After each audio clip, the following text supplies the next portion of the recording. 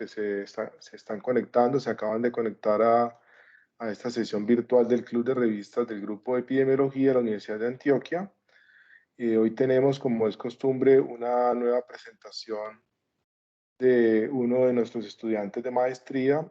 Voy a darle la palabra para que él se presente, nos comente pues quién es, de dónde viene, cuál es su profesión de base y ya nos presente el artículo que seleccionó para presentar hoy. Recuerden que los artículos se están enviando casi una semana antes a través de la biblioteca que presta ese servicio. Igual quedan guardados en un blog que tenemos del grupo, de la actividad, junto con el artículo y la grabación de la sesión. En caso pues de que desee consultar algo más o se lo pierda, igual va a quedar una pequeña reseña que un compañero escribe de la presentación, donde quedan los datos de contacto de quien presenta también. Muy bien, entonces Miguel Ángel, adelante con tu presentación personal y presentación del artículo. Claro que sí. Bueno, muy buenos días. Yo soy Miguel Ángel Mazariego Longoria. Yo soy de México y soy químico farmacobiólogo. En este momento, en el Club de Revistas de Epidemiología, del Grupo de Epidemiología de la Universidad de Antioquia, presentaré el- el artículo que lleva por nombre Vigilancia mejorada de la histoplasmosis en 9 estados en el periodo 2018-2019. Un estudio publicado en 2020 por la doctora Caitlin Benedict y colaboradores. Está publicado en una revista que se llama Open Forum Infectious Diseases con un factor de impacto de 3.83. Bien, empezando con un poco de antecedente respecto a la histoplasmosis. La histoplasmosis es una infección fúngica causada por la inhalación del hongo ambiental Histoplasma capsulatum. Eh, Según el estado inmunitario del huésped y la intensidad de la exposición, pueden presentarse una variedad de manifestaciones clínicas después de un periodo de incubación de 3 a 17 días. Estas infecciones que se encuentran o que son derivadas de este hongo son infecciones diseminadas asintomáticas, agudas o crónicas, o potencialmente mortales. Infecciones focales, incluidas nódulos pulmonares a largo plazo. Es necesario decir que este hongo dimórfico es un hongo dimórfico, es decir, tiene una etapa de levaduriforme y una etapa hifal, y que se aísla en las zonas templadas y tropicales húmedas, cuyos suelos son ácidos, ricos en nitrógeno, fosfatos e hidratos de carbono. Y tiene una fase saprofítica que se encuentra en suelos con alto contenido en heces de ave o de murciélago, que también son denominadas guano, y esto enriquecido con los nutrientes que especificaba hace un momento, el nitrógeno, el fosfato y los hidratos de carbono. El estudio lleva a cabo en Estados Unidos, específicamente en 9 estados, que los explicaré en un momento. Y se hace en Estados Unidos porque la histoplasmosis parece ser más común en los estados centrales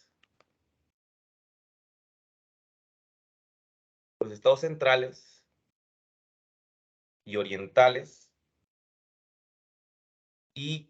pero eso quiere decir que Histoplasma capsulatum no puede prescindir de los otros estados, ya que pueden existir microfocos tanto dentro como fuera de estas regiones, tanto centrales y orientales y las otras partes, y particularmente en asociación con materia orgánica igual, como especificaba anteriormente.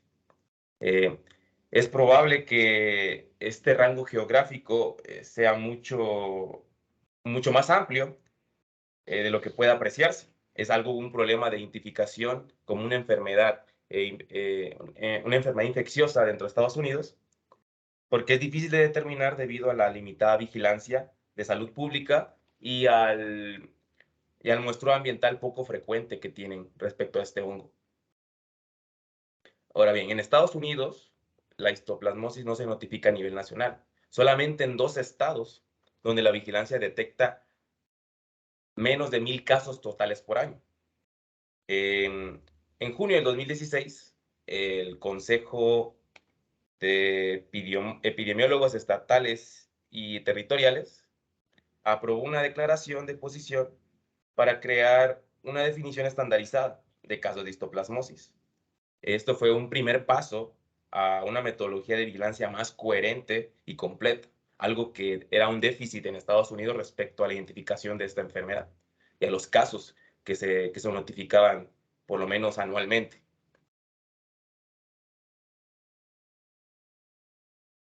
Bien. Esta limitada vigilancia que apenas se aprobó en 2016 es debido porque los estados usaban definiciones de casos ligeramente diferentes. Eh, es decir, un análisis multiestatal de los casos notificados a la salud pública durante el periodo 2011 a 2014 reveló variaciones en los elementos de datos recopilados.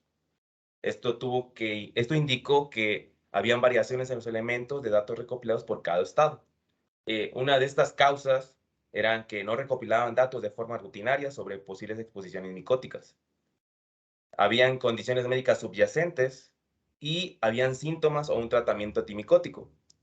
Y solamente estaba disponible a partir de investigaciones de brotes o estudios clínicos de pacientes de alto riesgo.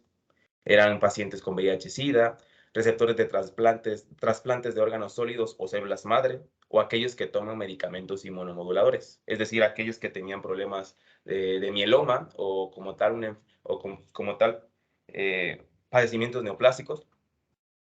Y estos efectos de la isoplasmosis en los pacientes hacían que tenían retrasos en el diagnóstico, una duración de los síntomas y una disminución de la productividad. Y no había una conciencia sobre la histoplasmosis dentro de los pacientes y la comunidad como tal, enfocado en estos 9 estados donde estaban los mayores casos de histoplasmosis en Estados Unidos.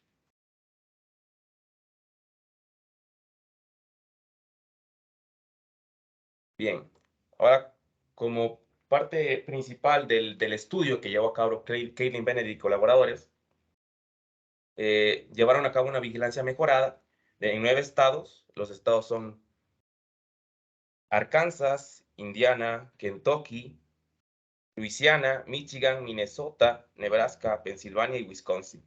Todo esto es la parte central y oriental de Estados Unidos, los puntos marcados en el mapa con esta parte. Eran donde había la mayor notificación de casos, pero que tenían problemas en su diagnóstico y como tal en la notificación de estos. Y esta vigilancia mejorada se llevó en estos estados para describir mejor la epidemiología de la histoplasmosis en esta población. Esto permitía, o la intención era ayudar a comprender su verdadera carga para la salud pública estadounidense, informar las prácticas de vigilancia de rutina y guiar los esfuerzos futuros de concientización y como tal mejorar las estrategias de prevención del hongo. Bien, entonces del 1 de julio del 2018 al 30 de junio de 2019 fue cuando se hizo la vigilancia en estos 9 estados y se identificaron los casos de histoplasmosis de acuerdo al Consejo déjenme, es el Consejo de Epidemiólogos Estatales y Orientales y Territoriales.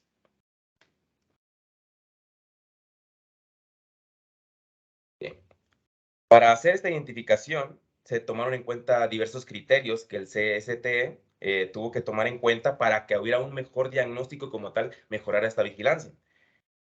Entonces, se tomaron en cuenta 3 criterios. El criterio clínico como tal del consejo, que constaba en la identificación de síntomas compatibles, imágenes de tórax anormales o evidencia de la enfermedad diseminada. Otro criterio que pueden tomar en cuenta para notificar los casos de histoplasmosis eran los criterios de laboratorio y de confirmación, que se hacía con un cultivo, una histopatología, una detección molecular, una detección de la banda H o banda M, mediante la prueba de inmunodifusión, o cuando hubiera un aumento de más de 4 veces en el título de anticuerpos. Y el último criterio que iban a tomar en cuenta eran los criterios de laboratorio no confirmatorios.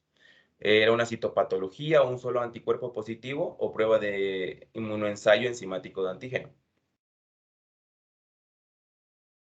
Entonces, para recopilar los datos dentro de los 9 estados, el personal del Departamento de Salud estatal o local contactó a los pacientes para participar en una entrevista telefónica voluntaria. Bien, aquí se especifica bien cómo lo hicieron en cada estado, qué limitaciones tuvieron y cuál fue la repercusión o el impacto que tuvieron dentro del estudio. Por ejemplo, el personal de Kentucky, Luisiana, Michigan, Nebraska, Pensilvania y Wisconsin intentaron ponerse en contacto con todos los pacientes. Solo que algunos departamentos de salud con grandes recuentos de casos emprendieron estrategias de muestreo e intentaron contactar a un subconjunto de pacientes, tomando en cuenta los 3 criterios que especificaban anteriormente, para encontrar tantos casos probables como casos confirmados. Ahora bien, en los estados de Arkansas, por ejemplo, los informados entre julio y noviembre, los pacientes informados comprendieron el periodo entre julio y noviembre de 2018. Y en Indiana se tomó una muestra geográficamente representativa de casos de histoplasmosis. En Minnesota hubieron casos de pacientes confirmados y también tomaron en cuenta cualquier otro paciente con un caso probable. Esto tomando en cuenta el criterio de laboratorio no confirmatorio, solamente para encontrar casos probables. Y refiriendo a lo anterior de estos tres estados, se entrevistó a un padre, un tutor para pacientes que eran menores de 18 años y un familiar o proveedor de atención médica para que completara la entrevista si el paciente estaba incapacitado o había fallecido.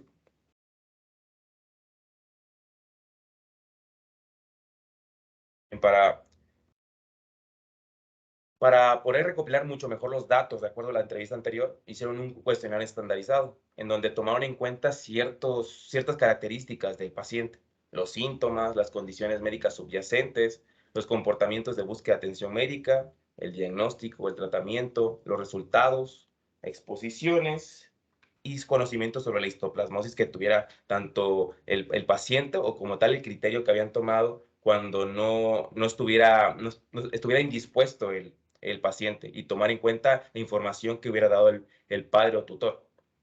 Y los investigadores también recopilaron información de bases de datos de vigilancia electrónica y registros médicos sobre pruebas de laboratorio para histoplasmosis, indicaciones de prueba y diagnóstico de proveedores.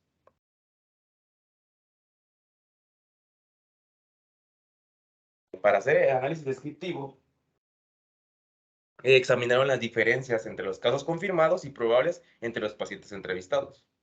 Para esto, analizaron las variables categóricas mediante el uso de pruebas exactas de chi cuadrada o Fisher, pruebas T y pruebas de suma de rangos de Wilcoxon para comparar variables continuas y calcularon razones de probabilidad con un índice de confianza del 95%. Utilizaron el NIOCCS, que es un sistema de notificación con el cual iban a traducir datos de industria y ocupación de texto libre en códigos estandarizados para tomar en cuenta las profesiones que tuvieran estos pacientes con histoplasmosis, poner códigos y de esta manera saber el factor de riesgo que podían tener respecto a la histoplasmosis y, saber cuál era la profesión que tuviera más vínculo con la enfermedad. Y también hicieron una alianza con el Instituto Nacional para la Seguridad y Salud Ocupacional.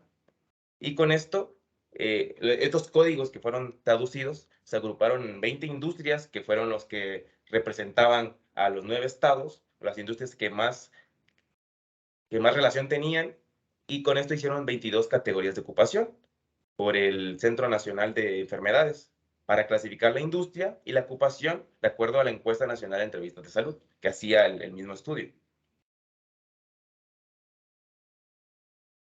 Bien, como primer parte de los resultados, hubieron características de los pacientes entrevistados y no entrevistados.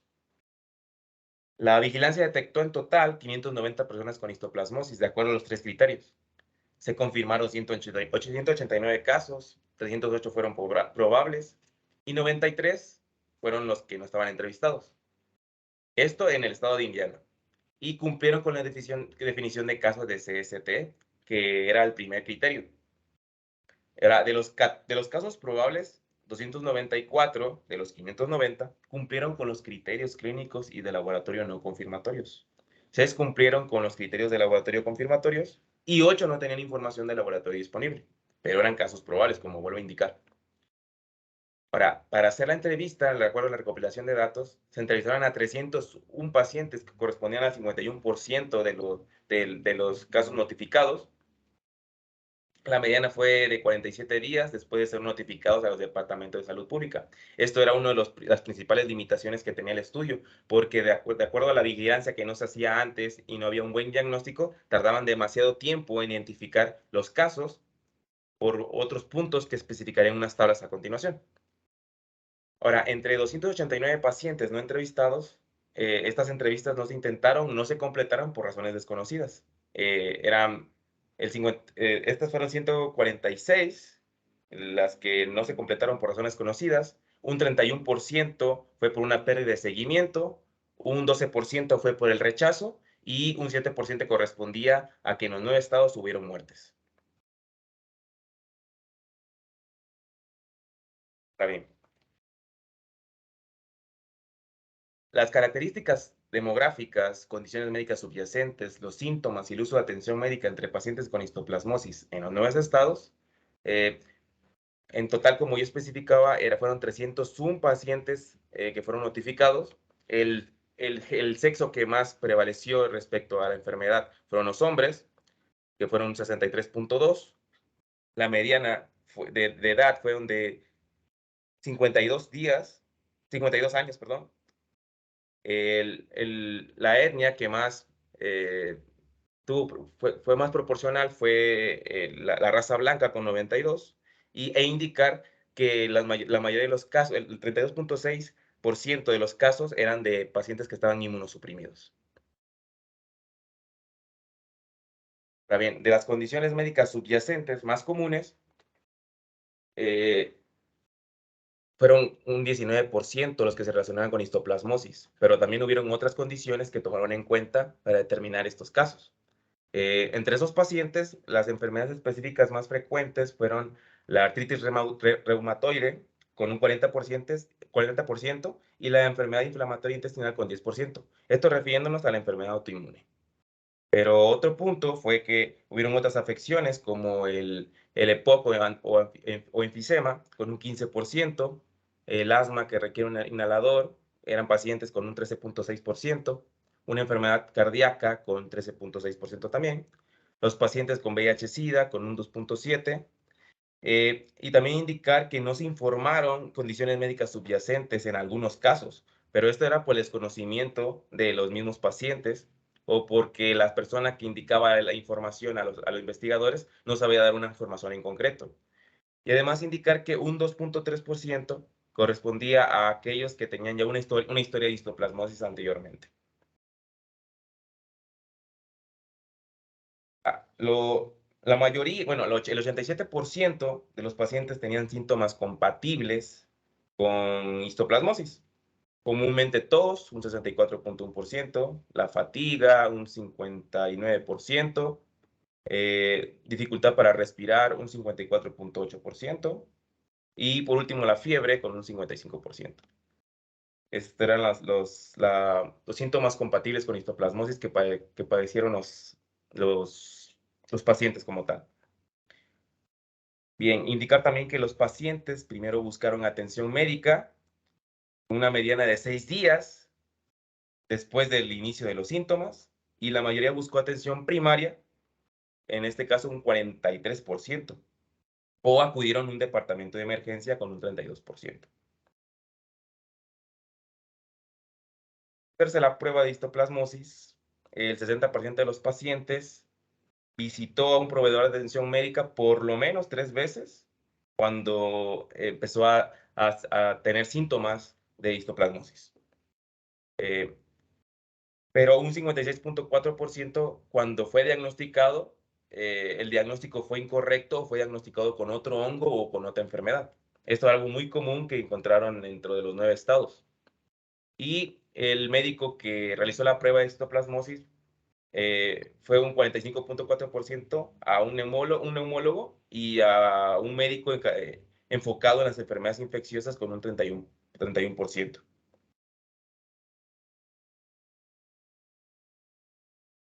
Bien, las pruebas del laboratorio positivas para histoplasmosis entre pacientes informados y 9 estados, las principales fueron la fijación del complemento, de acuerdo a los casos, a los criterios que habían tomado la CSTE los 3 criterios que habían tomado las CSTE. Entonces, el 54.3% fue diagnosticado, fue identificado con las pruebas de fijación del complemento. La prueba de banda H o banda M con inmunodifusión fue identificado en un 46.4% de los pacientes, y el inmunoensayo enzimático fue en 35.2% de los pacientes. Además, otro método de diagnóstico fue el cultivo. Era uno de los criterios de casos confirmados, el segundo criterio específicamente. Ahora bien, el tratamiento y resultados indicaron ciertos puntos en el cual identificaron ciertos factores de riesgo. En este caso, la hospitalización de pacientes con casos confirmados que aquellos con casos probables fue 62% frente a 40%.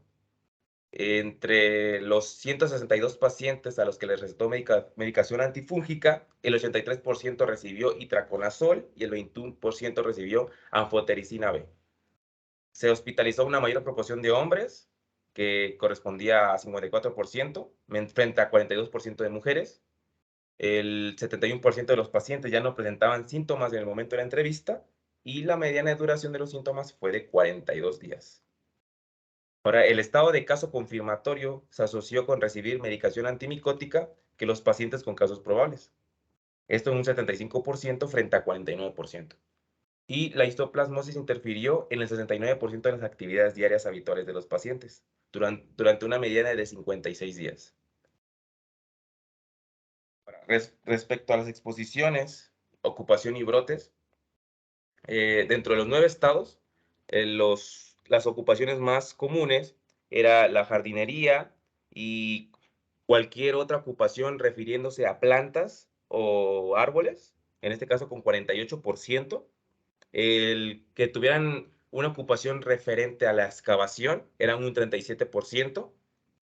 En este caso, fue el uso de, perdón, el tercer punto se refiere a los campesinos o a los campesinos como tal, a los que tenían una ocupación más de agricultura, un 28%, porque tenían el manejo de guano o heces fecales de murciélago o aves, con un 28%. Y por último punto, el 24% estaba relacionado a la ocupación de construcción o demolición.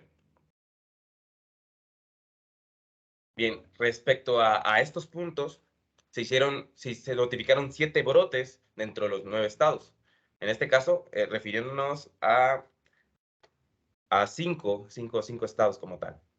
Perdón, 4 estados. 4 estados.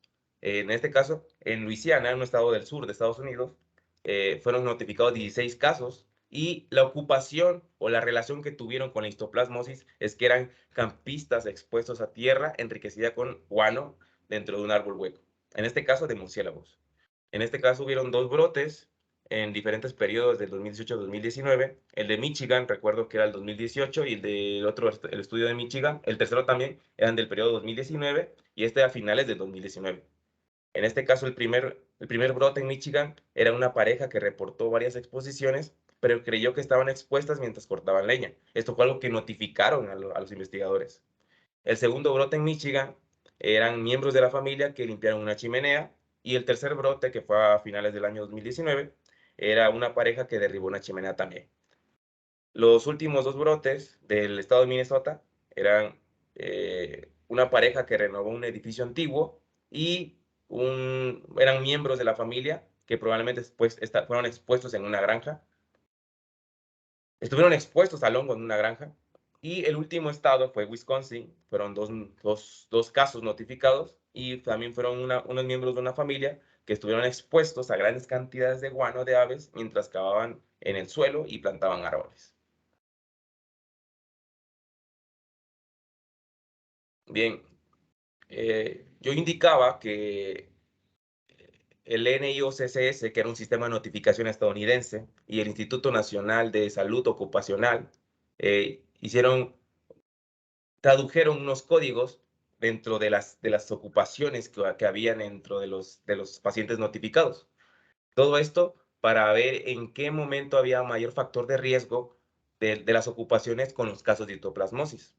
Entonces, dentro de las categorías de recodificación de ocupación simple por el Sistema de Salud Nacional, indicaron que las mayores, el factor de riesgo, las ocupaciones con mayores factores de riesgo fueron la construcción y extracción, con un 4.8%, 4.8 respecto a la razón de tasas de incidencia, y la otra ocupación que tuvo vínculo con la histoplasmosis fue la agricultura, silvicultura, pesca y caza, con un 9.5. Estas fueron las ocupaciones que tuvieron más vínculo con histoplasmosis y indicaron los factores de riesgo mayores dentro de la población respecto a su ocupación.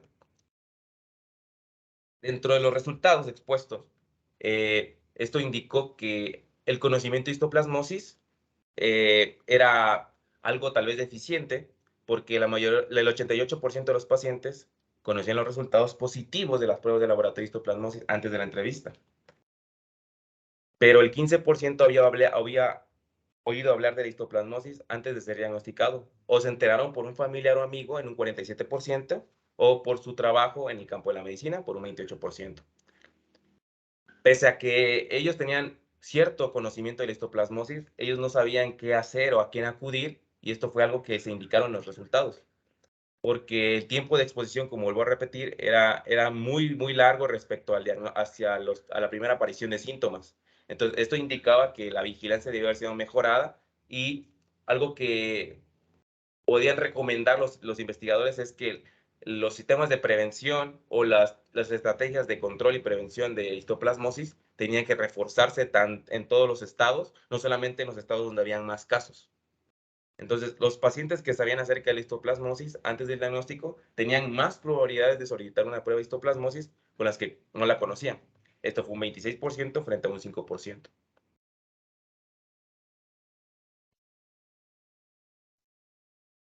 Bien, como parte final de lo que los investigadores pueden llegar a recomendar o a discutir, o los datos más relevantes, es que estos datos de vigilancia mejorada contribuyen a una mayor comprensión de la carga de pacientes con histoplasmosis respecto a Estados Unidos, porque la vigilancia era muy ineficiente, y esto a veces se confundía con otro hongo, un punto que se explica a continuación. Bien, ahora las exposiciones a fuentes específicas frecuentemente implicadas en brotes de histoplasmosis anteriores fueron menos comunes entre estos pacientes, y el conocimiento previo de la histoplasmosis pues fue bajo, lo que indica la necesidad de una mayor conciencia entre el público y los proveedores. La enfermedad más grave ocurrió en los pacientes con casos confirmados según la presencia y el número de síntomas, la hospitalización, el tratamiento antimicótico e impacto en las actividades diarias. La duración prolongada de los síntomas en este análisis fue alrededor de 6 semanas, pero fue idéntica a la de coccidiomicosis. Entonces, aquí había también otra confusión dentro del diagnóstico, porque no solamente se podía hacer una prueba específica para identificar histoplasmosis, sino que no hacían la misma prueba que coccidiomicosis, y, y parecían hacer una misma identificación respecto a un hongo con el otro, cuando eran casos de histoplasmosis lo más probable, pero se notificaban coccidiomicosis. Entonces, estos hallazgos confirman que la histoplasmosis puede ser una enfermedad grave con efectos considerables en la calidad de vida de los pacientes, particularmente en las personas inmunodeprimidas. Ellos marcan 3 criterios importantes respecto al diagnóstico de los casos de histoplasmosis: los retrasos en el diagnóstico, el mal diagnóstico, y que por lo menos más del 10% de los pacientes recibieron un diagnóstico de cáncer.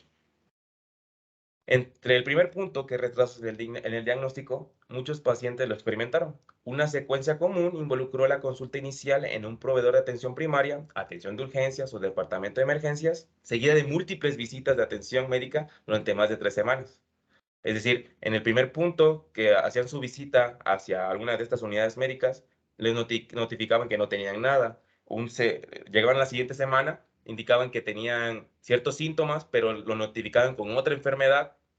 Y hacia el tercer punto, cuando el paciente estaba tal vez más grave, o la infección por histoplasmosis era tal vez un poco más severa, era cuando se le hacía una prueba específica para, para detectar, en este caso, histoplasmosis.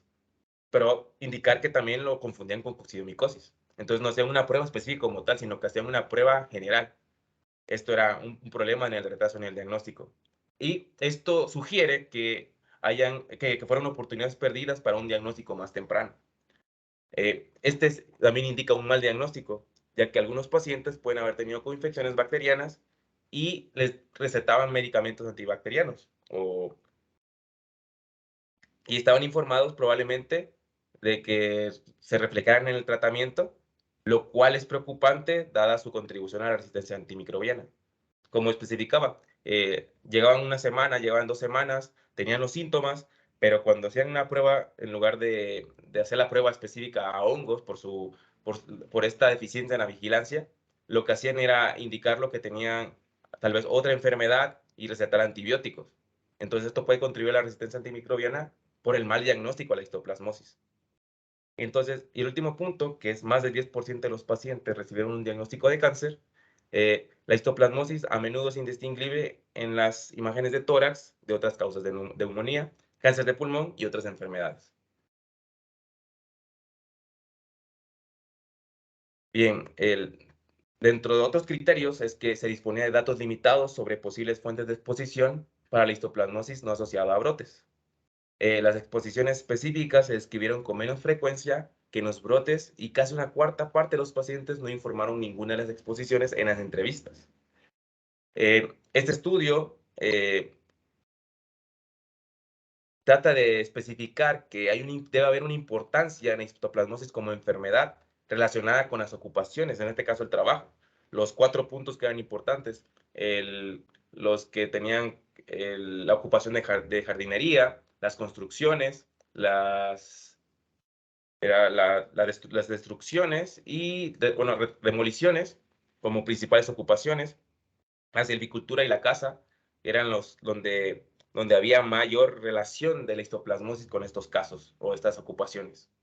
Y la guía del Instituto Nacional para la Seguridad y Salud Ocupacional describe formas para que los trabajadores y los empleadores reduzcan las exposiciones potenciales de histoplasma. Pero esto solamente debido a que se hizo este estudio, porque antes no era, no, bueno, fue lo que permitió la vigilancia mejorada. Y la principal limitación del estudio es que el posible sesgo de recuerdo, una preocupación particular con las condiciones médicas subyacentes autoinformadas y las fechas de aparición de la enfermedad y la búsqueda de atención. Y eso sería todo respecto al estudio de vigilancia mejorada en los 9 estados de Estados Unidos, comprendido el periodo 2018-2019 y liderado por Caitlin Benedict. Eso sería todo. Bueno, Miguel, muchas gracias por la presentación. Pues muy bien, muchos puntos muy altos, creo que con esta presentación en muchos aspectos. Excelente. Me parece muy interesante este artículo porque primero que todo, pues es un artículo muy de una epidemiología muy básica, ¿cierto? Muy descriptiva, pero muy útil, ¿cierto? Y es un artículo de un estudio conducido por investigadores del CDC de los Estados Unidos y como ustedes saben es el Centro de Control de Enfermedades, un organismo pues muy importante, digamos, en cuanto a toda la vigilancia epidemiológica que se hace y digamos que como el equivalente nuestro al CDC es el Instituto Nacional de Salud, ¿cierto? Pero obviamente el CDC tiene una fuerza muy grande en el trabajo de epidemiología de campo, y pues este es un ejemplo, ¿cierto?, de cómo se decide volver a examinar un asunto que según los autores, digamos, no se le prestaba atención como desde mediados del siglo pasado, ¿cierto?, donde se tenía como una concepción y un entendimiento de qué se trataba, pero realmente miren cómo la epidemiología de la enfermedad ha cambiado, seguramente pues debido a todos los cambios que ha tenido la interacción entre los seres humanos y estos microorganismos, por el cambio climático, por los cambios en estilo de vida, ocupaciones, bueno. También llamar la atención sobre la importancia de los hongos, ¿cierto? Que son unos microorganismos muy interesantes, ¿cierto? Muy difíciles incluso de identificar, de clasificar, particularmente aquí en Medellín, pues a través del trabajo de la CIB y de la famosa doctora Ángela Restrepo, una médica antioqueña muy importante y experta mundial en hongos, ¿cierto?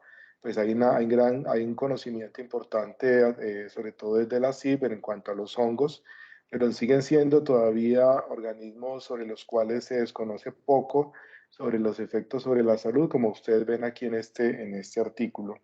Muy bien, quisiera darle la palabra a los compañeros, estudiantes que tengan preguntas, comentarios sobre este trabajo, sobre este artículo, algo que les haya llamado la atención, algo que no hayan entendido, algo que quisieran como resaltar. Adelante, en primer lugar, estudiantes, y si no se animan inicialmente, entonces los profes que quieran intervenir, que hay varios profes que nos están acompañando hoy. Adelante.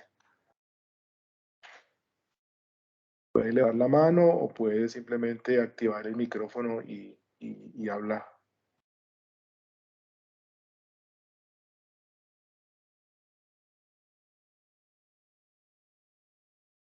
¿Algún profe? Sí, Carlos, a mí me gustaría hacer un comentario. Dale, profe, adelante. Pues realmente me parece muy bonito ejemplo de cómo a través de la epidemiología y de la estadística descriptiva solamente se logra una ampliación del conocimiento de una forma bastante sustancial. Entonces, me gusta reiterar este punto aquí porque hay que entender que la epidemiología y la estadística no son mejores por ser más sofisticadas automáticamente.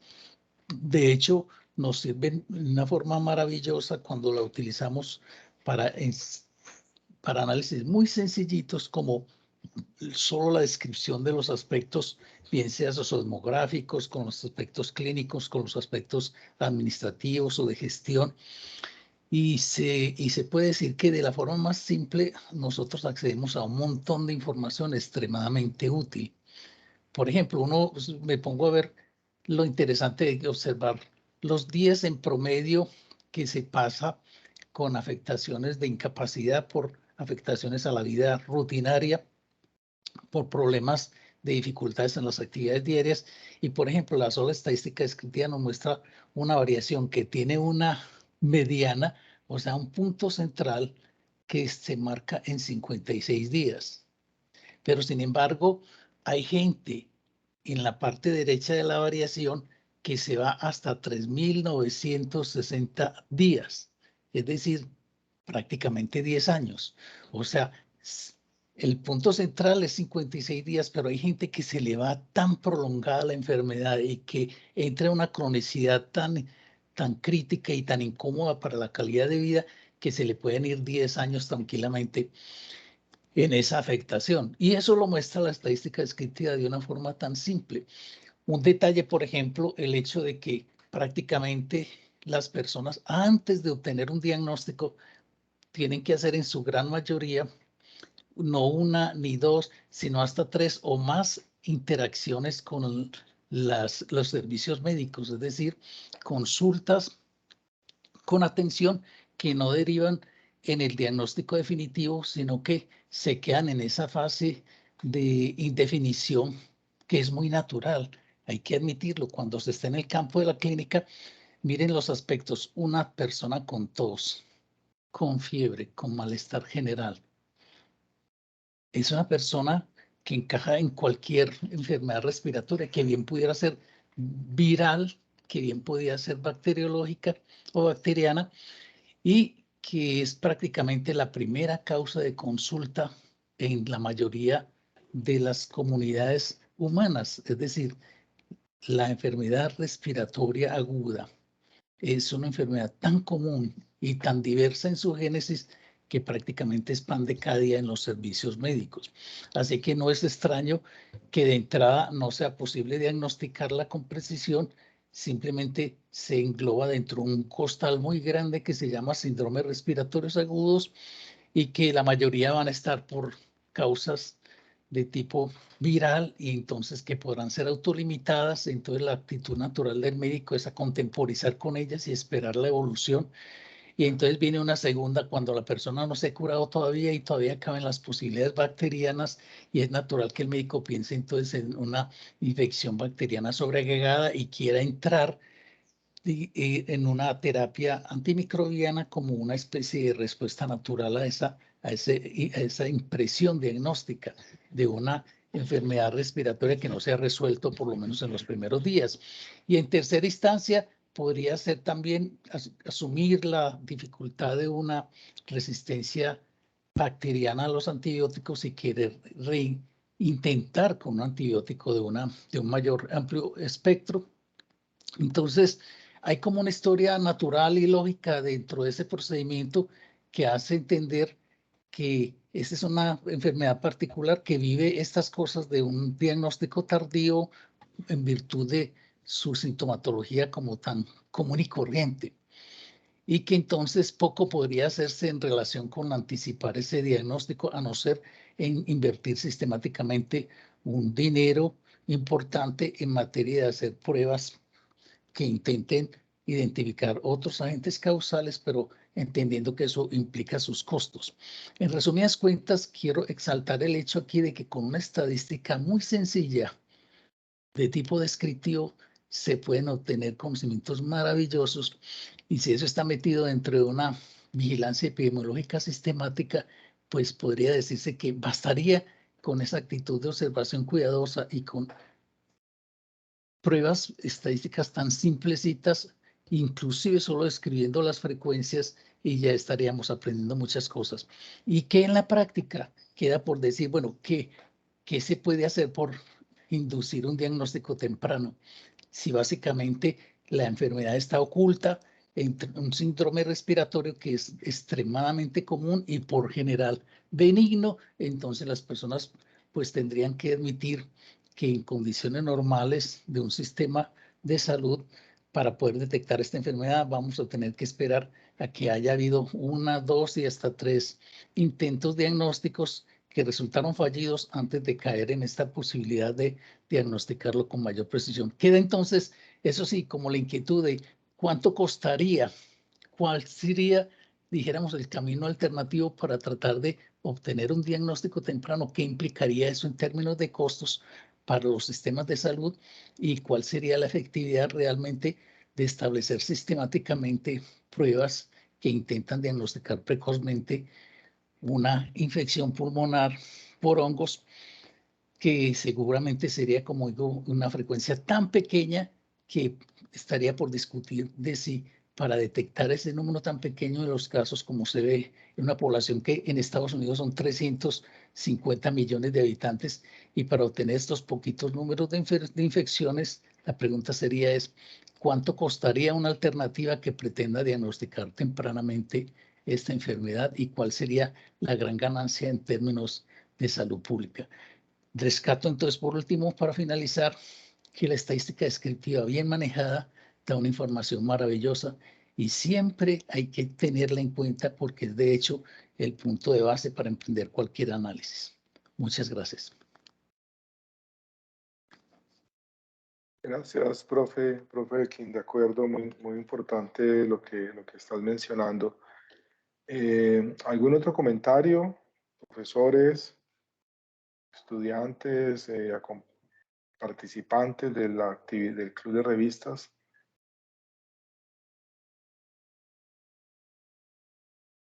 Yo aprovecho, le quería preguntar a Miguel por la tabla. Dale, Juan Fernando, luego, primero tú, adelante. Con los buenos días a todos. Profe, confírmeme si me está escuchando, por favor, que no he podido, Sí, no he podido activar la cámara. Escuchamos Se oye bien. perfecto, Juan. Perfecto. Buen día, profe Elkin y apreciados estudiantes. Es de la vigilancia, la organización de un sistema de información que cumpla criterios epidemiológicos y estadísticos.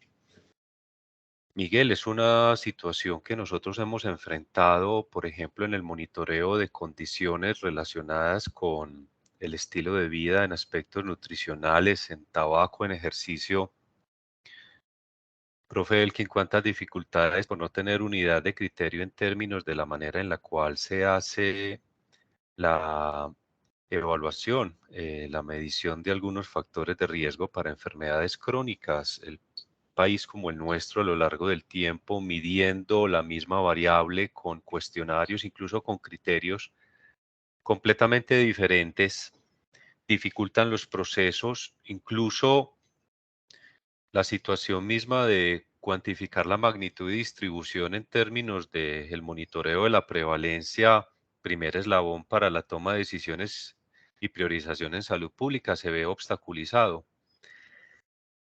Hago este llamado de atención porque es una situación que en su ejercicio futuro en epidemiología va a ser una cuestión fundamental.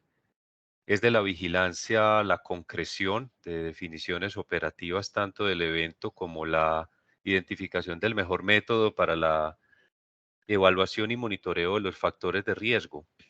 A veces los modelos de avanzada, los que tienen verdaderos impactos desde el punto de vista de la reducción de la incidencia y las condiciones de discapacidad o mortalidad en eventos, tiene que ver no con el registro rutinario, el modelo clásico de la evaluación y reporte de eventos priorizados, sino con la posibilidad de centrar el interés en el monitoreo para una vigilancia concentrada en los factores de riesgo.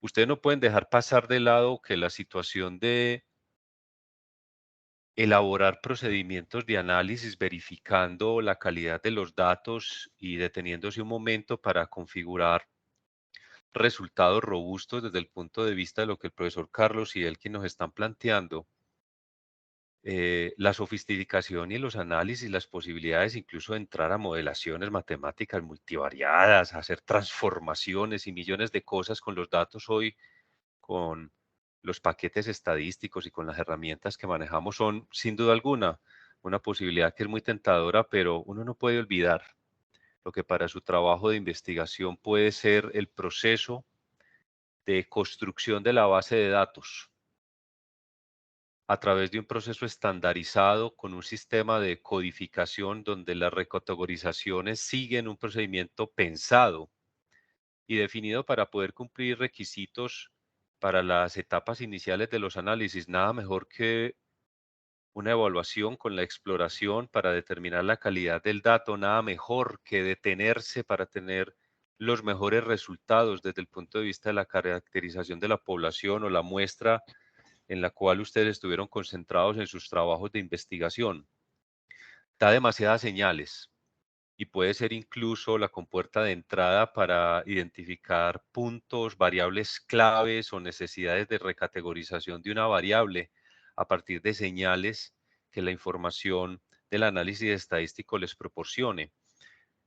Son cuestiones esenciales, nada indistintamente del diseño de investigación también hemos visto un patrón y es que puede ser casos y control de ensayo clínico o el monitoreo con la parte de caracterización en la vigilancia epidemiológica.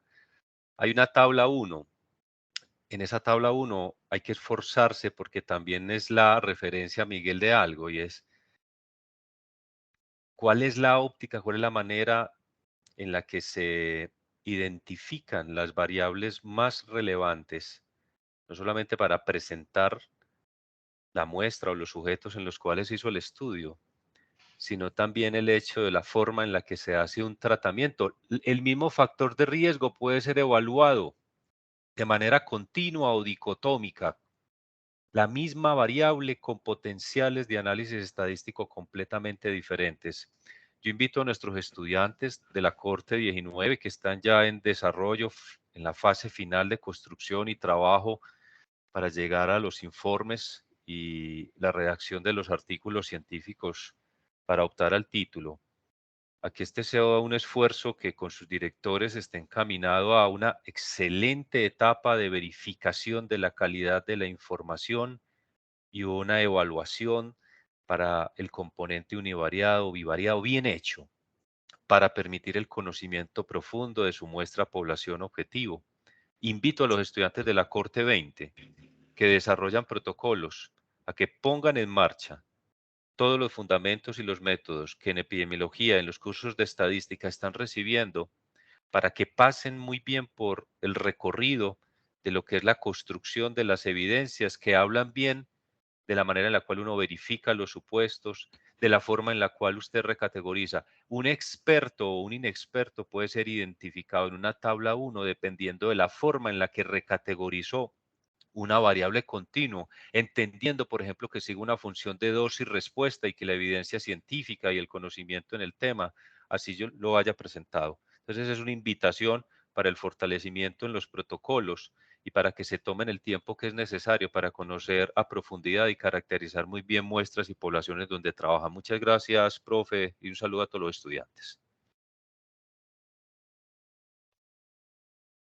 Gracias, Juan. Miguel, ¿tienes algún comentario sobre lo que los profes han dicho?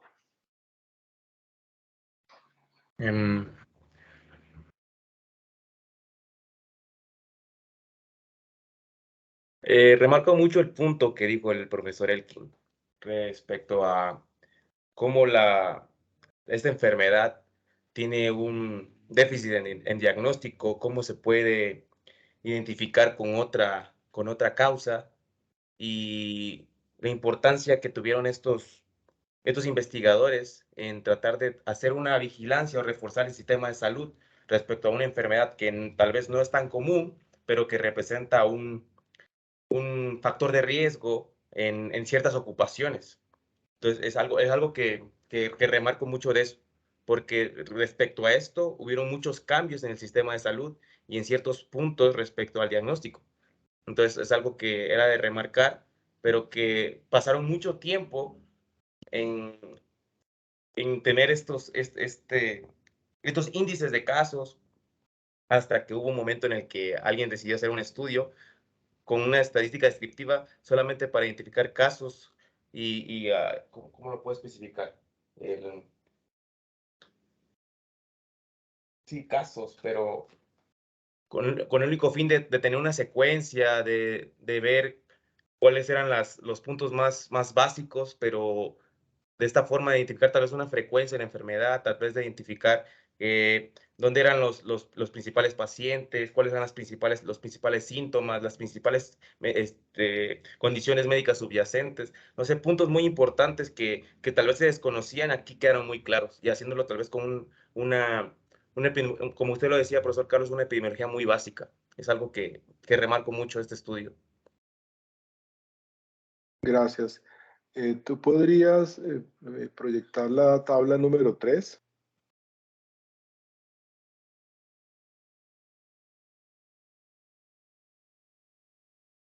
Eso.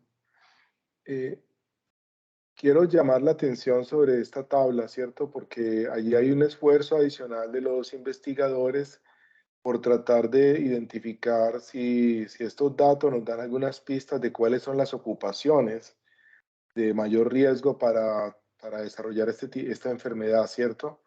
Entonces ahí hay un esfuerzo, digamos, adicional de calcular unas tasas, ¿cierto? Ustedes recuerdan que la tasa es una medida de incidencia y por lo tanto requiere un denominador de una población a riesgo. Pero también hay un esfuerzo adicional de calcular una razón de incidencia, ¿cierto? Un índice de riesgo relativo, o sea, comparando estos grupos de exposición con otros grupos poblacionales de referencia. No sé, Miguel, si recuerdas, si entendiste bien cómo fue qué población utilizaron ellos como denominador para calcular la tasa, ¿cierto? Lo que se presenta en la primera columna, y cuál es la población de referencia contra la cual comparan la incidencia en estos grupos con respecto a otra población de referencia. Sí, era la industria y sí, la población comparable era la industria, y de esto tomaron las demás ocupaciones que tuvieran algún factor de riesgo o que estuvieran más relacionadas con la enfermedad. En este caso fue la construcción y extracción y la agricultura y silvicultura, pero no recuerdo cuál era el otro grupo comparable. Está Creo que era bien, tranquilo. industria textil, perdón. Ujú. Sí, Sí, sí, en el artículo describen, creo, pues básicamente se buscan, esta es una estrategia, digamos, muy frecuente en lo que se conoce como la epidemiología ocupacional, y básicamente se calculan las tasas de incidencia en los trabajadores y se comparan con las tasas de incidencia de la población general, ¿cierto? Es una estrategia muy sencilla, digamos que permite rápidamente identificar cuáles son aquellas ocupaciones con mayor riesgo para determinada enfermedad. Bueno, quería darle la palabra a Andrés Rodrigo Gómez, que tiene la mano levantada. Rodrigo, adelante. Buen día, profesor, buen día. Bueno, es interesante porque en realidad esta de la histoplasmosis era muy comentado, por ejemplo, en mis estudios en la veterinaria, por el tema de la cría de gallinas. Entonces, ellos, los agricultores, especialmente los avicultores o trabajadores, nosotros los llamamos galponeros, que son quienes se encargan de tienen que remover las heces fecales o el guano que queda dentro de los galpones. Entonces, ellos a un principio, o sea, hace unos años, eran los que tenían el mayor índice de enfermedad, se enfermaban mucho. Entonces, esto efectivamente a nivel mundial ha ido cambiando simplemente por el hecho de la ventilación. El manejo de ventilación en galpones, extracción de aires y de gases ha ido avanzando mucho a medida de pasar del tiempo, ¿no? Entonces hay mayor inversión, por ejemplo, por las avicultoras que son más grandes para justamente evitar estos tipos de problemas. Y mencionaba que uno de los, que la ocupación, lo que estaba hablando ahora, es uno de los factores de riesgo. Y dentro, por lo menos en mi país, se hablaba mucho de, efectivamente, esta enfermedad en los avicultores.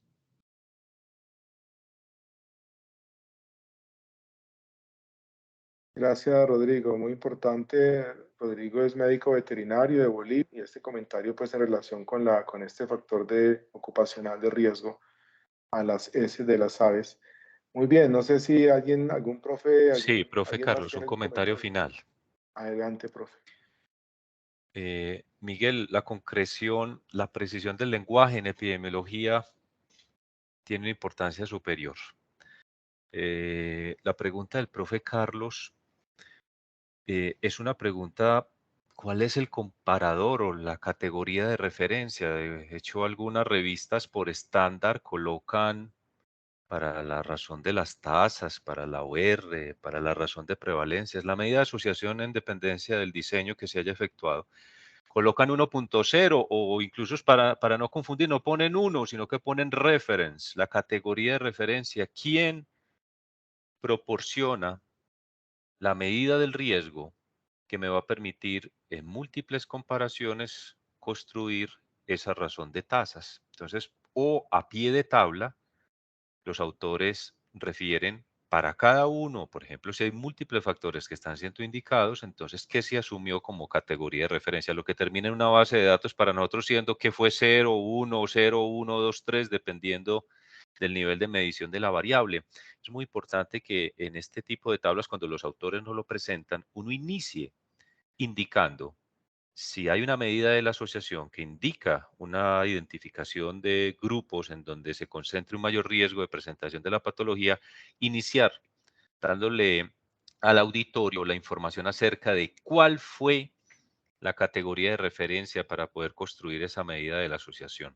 Finalmente, Miguel, no sé cuánta utilidad consideres que tiene el hecho de en una tabla 1 de caracterización en un modelo de vigilancia en donde podría uno estar enfrentándose a comparaciones con tamaños muestrales muy pequeños, eventos de baja ocurrencia epidemiológica. No sé qué tan apropiado y cuál sería la consideración que tengas, por ejemplo, de estar en un enfoque de prueba de hipótesis realizando contrastes y evaluando significación estadística por valores de P.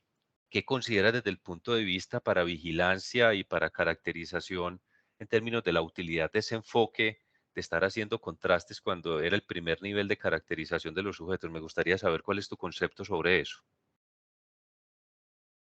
Pues yo creo, profe Juan, que sería para identificar un factor de riesgo respecto a la población en estudio. Yo creo que sí.